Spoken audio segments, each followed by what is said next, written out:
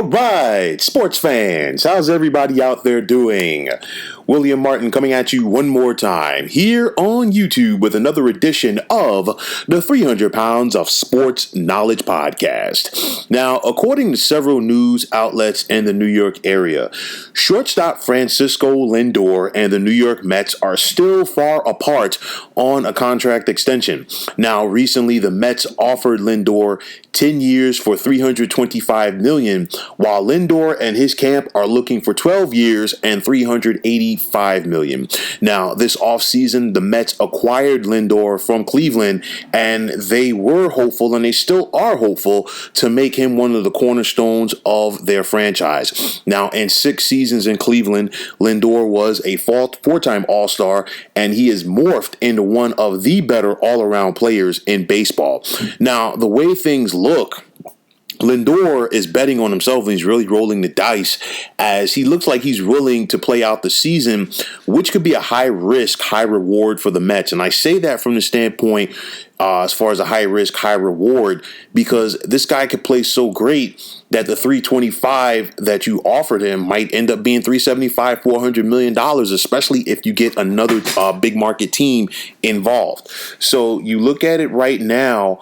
With that said, sometimes when guys are playing out their contract and, they go all in, maybe this guy has what it takes to not only get the Mets to the playoffs, but also propel them to bigger and better things. Remember, this is a club that has not been able to win the World Series since 1986. They got close in 2015, but they've sat back in recent years and seen other clubs who had lengthy droughts eliminate their World Series title woes.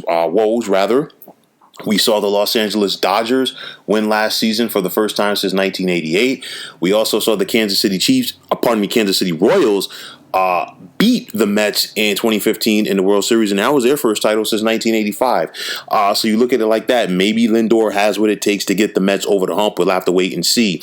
But make no mistake about it, if the Mets cannot get this deal done by opening day, which it probably looks like they won't be able to, I think they first and foremost need to, adjust their focus to outfielder Michael Conforto. Of course, he's a homegrown talent, a first-round pick by the Mets.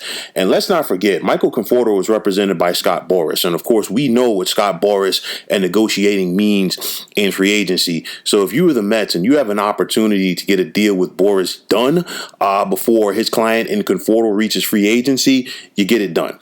Make no mistake, Michael Conforto might not be the all-around talent that Francisco Lindor is, but make no mistake about it, Conforto can still rake at the plate, has one of the better and smoothest swings in baseball, and I think he's going to go out there and have a big year. So I think it's important for the Metropolitans to try to get that done.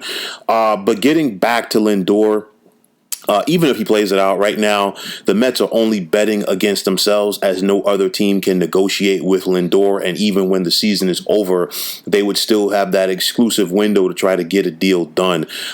Sandy Alderson is back calling the shots for the Mets. And of course, Steve Cohen is the new owner. So, as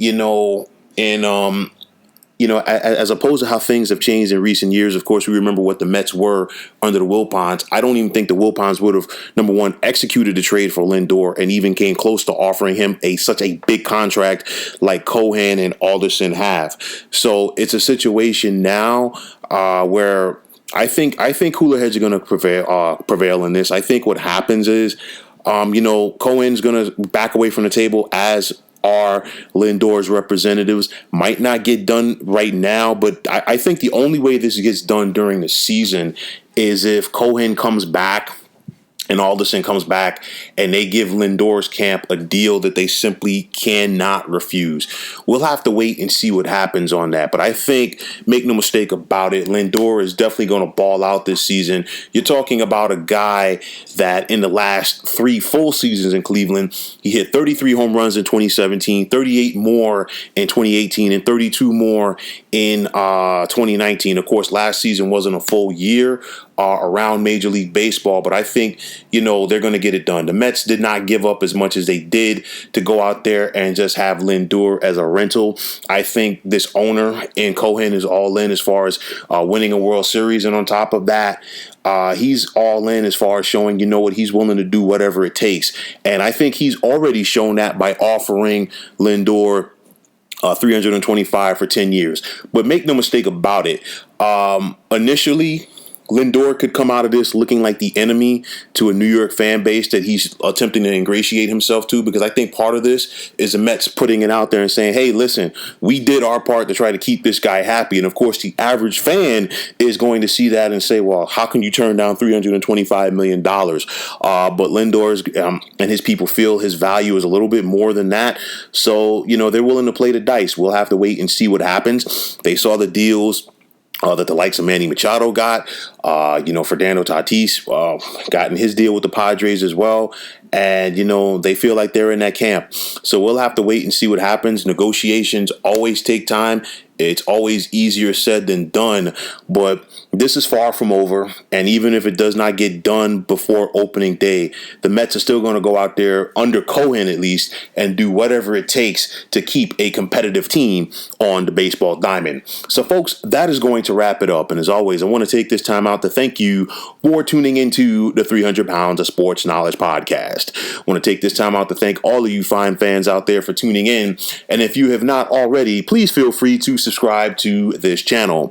Now, if you're on Twitter, please feel free to follow me at 300 Pounds of Sports. And like I always say, if you follow me, it'll be my pleasure to follow you right back. There's also the sports discussion group on Facebook at the Sports Depot 365. You can check it out, drop a line, and be a part of one of the better sports debating sites going on social media. So once again, fine folks, my name is William Martin. Take care and have yourselves a wonderful day.